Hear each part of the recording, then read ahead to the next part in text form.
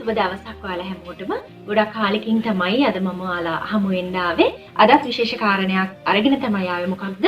මේ කාලෙට ගැලපෙන ස්වයං රැකියාවක් පිළිබඳව ඔයාලා දැනුවත් කරන්න තමයි මම අද ආවේ. රැඳී සිටින්න වීඩියෝ එක අවසාන වන තෙක්ම ඔයාලට ඉතා වටිනා කරුණු රාශියක් මම කතා කරන්න බලාපොරොත්තු වෙනවා. පහුගිය වීඩියෝ කීපයකදීම මම ඔයාලට විවිධ ස්වයං රැකියාවන් පිළිබඳව හඳුන්වා දුන්නා. කාන්තාවන් වල ඔබට සෑම ගමනකටම සෑම වෙලාවකටම අත්‍යවශ්‍ය වෙන කාරණාවක් තමයි බෑග් කියන්නේ. ඉතින් මේ බෑග්ස් ඔයාට වෙන්න පුළුවන්, ඔයාගේ දරුවාගේ බඩුව අරන් යන්න පුළුවන්. ඒ වගේ සෑම අවස්ථාවකටම ගැලපෙන බෑග්ස් වලින් කොහොමද ව්‍යාපාරයක් කරන්න කියලා අද අපි හඳුනගමු. ඉතින් මේ බෑග්ස් ගැන කතා කළොත් මේ බෑග්ස් අපිට කැටගරයිස් කරන්න පුළුවන් කොටස් කීපයකට.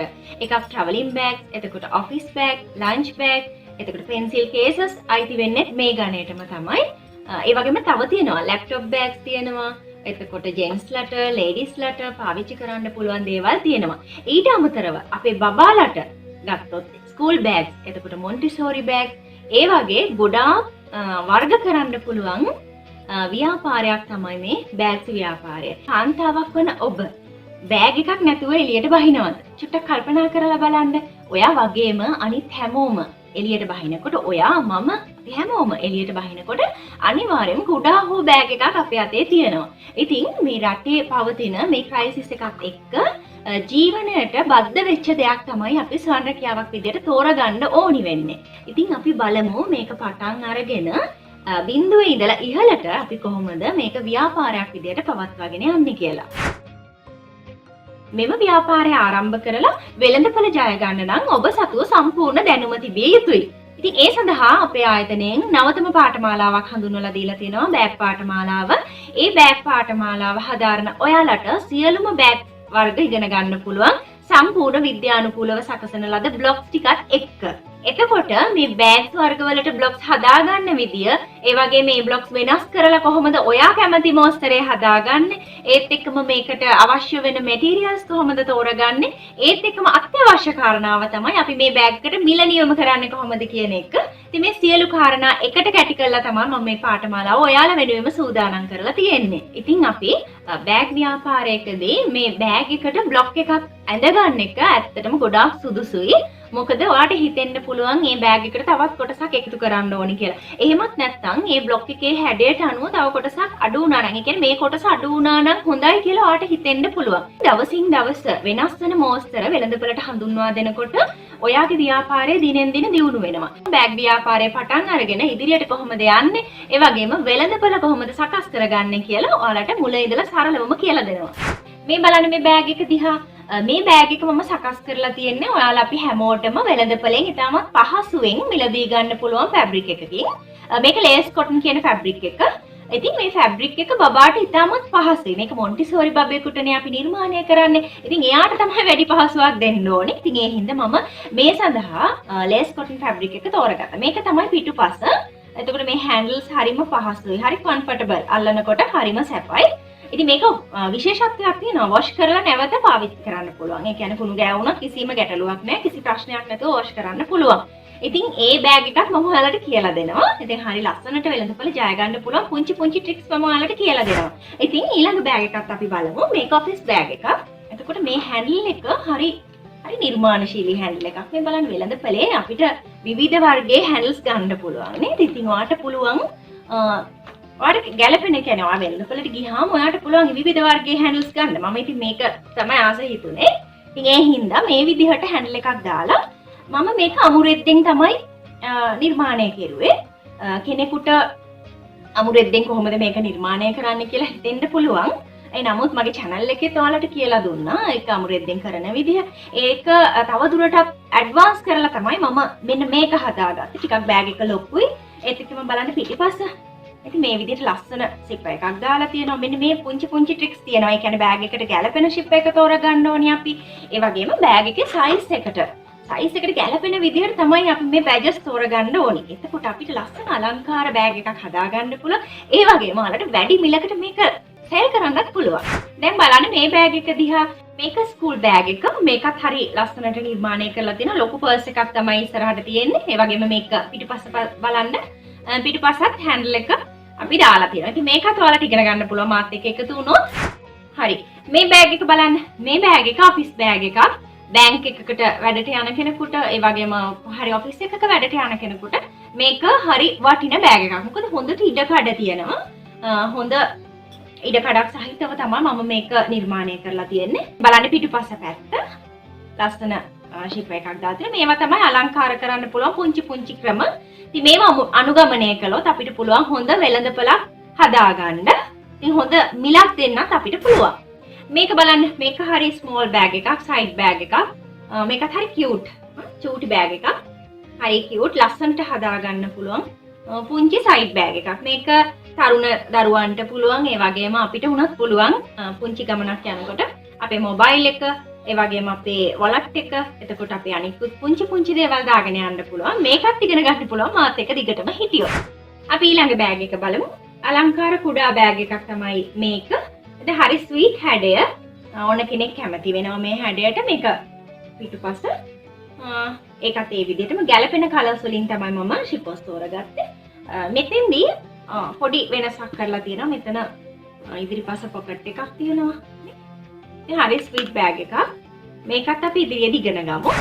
මේ බෑග් එක තරමක් විශාලව තමයි මම නිර්මාණය කරලා තියෙන්නේ. අපේ හෑන්ඩ් බෑග් එකට අමතරව අපිට ගෙනියන්න බඩු තියෙනවා නම් අපිට පුළුවන් ලේසියෙන් මේ බෑග් එක පාවිච්චි කරන්න.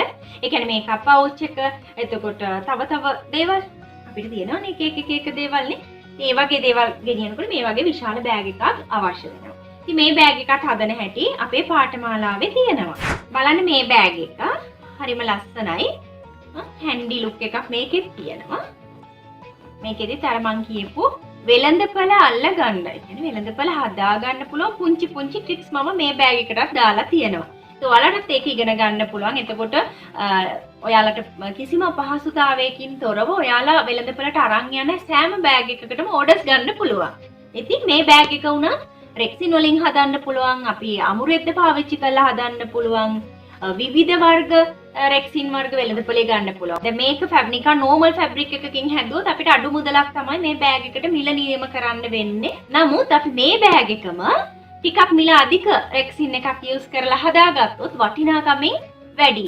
කාන්තාවන් වෙන අපි හැමෝටම ඉතාමත් වටිනවා මෙන්න මේක. හෑන්ඩ් වොලට් එක, අපේ මොබයිල් එක, එතකොට බැංක් කාඩ්ස්, පාස්පෝර්ට්, ඒ වගේ ගොඩාක් අයිටම්ස් මේකේ දාගෙන යන්න පුළුවන්. හරි ඉඩ කඩක් තියෙනවා. ඒ වගේම පොකට්ස් තියෙනවා ගොඩක්. මේ බලන්න ඇතුල් පැත්ත. ඉතින් ඒ වගේම පිටිනුත් පොකට් එකක් තියෙනවා.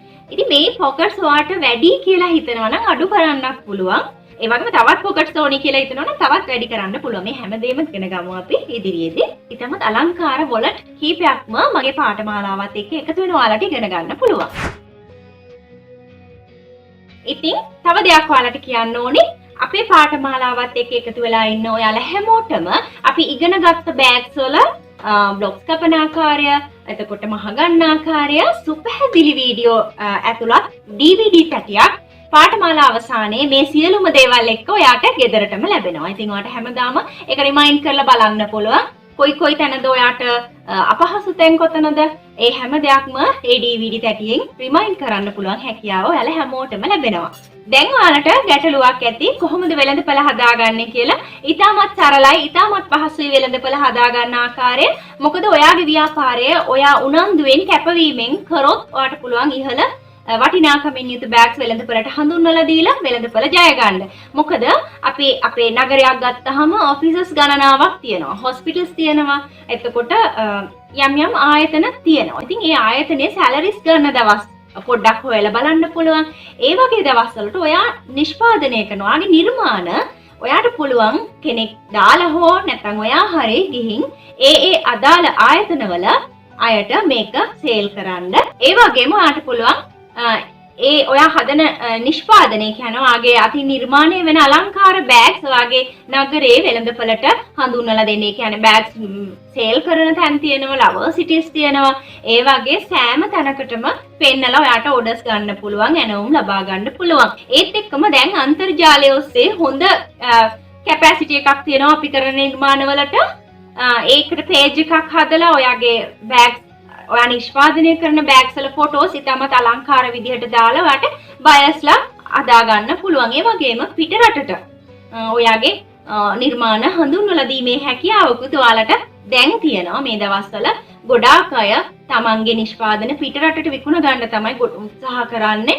ඉතින් ටිකක් උත්සාහ කළොත් ටිකක් කැප වුණොත් අනිවාර්යයෙන්ම ඔයාටත් පුළුවන් ජාත්‍යන්තර වෙළඳපොළ අනිවාර්යයෙන්ම හදාගන්න.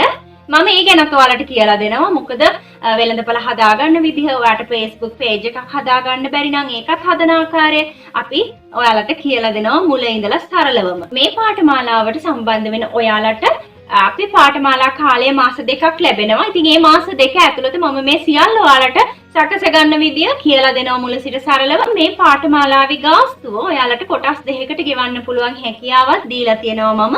ලියාපදිංචි වීමේදී අපිට පාඨමාලා ගාස්තුවෙන් හරි අඩක් දාලා ඔයාලට පුළුවන් ලියාපදිංචි වෙන්න. ඊළඟ මාස මුල වෙනකොට ඉතිරි බැලන්ස් එක ගෙවලා ඊළඟ මාසය සඳහා ඔයාලට පාඨමාලාව කන්ටිනියු කරගෙන යන්න පුළුවන්. පාඨමාලාව හදාarලා අවසානය වුණායින් පසුවත් ඔබට පුළුවන් මාත් සමග රැඳී සිටින්න ඕනම කාරණාවකදී බෑග් නිර්මාණය කරන අවස්ථාවල් වලදී ඔයාලට කතා කරන්න පුළුවන් මට මගේ ඔන්ලයින් සහාය ලබා ගන්න පුළුවන්. ඒත් එක්කම මේක ඔන්ලයින් පාඨමාලාවක් වුණාට හරිම විශේෂයි.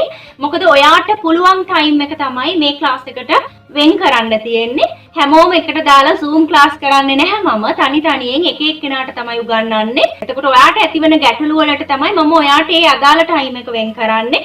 ඒ නිසා තනි තනියෙන් ඉගෙන ගන්න පුළුවන්. ඉතින් වටිනා අනර්ග අවස්ථාවක් තමයි මම ඔයාලට දීලා තියෙන්නේ. ඉතින් මෙම වීඩියෝ එක අවසානයේදී මේ පාඨමාලාව පිළිබඳ සවිස්තරාත්මක තොරතුරු ඔයාලට ඩිස්ප්ලේ කරලා තියෙනවා.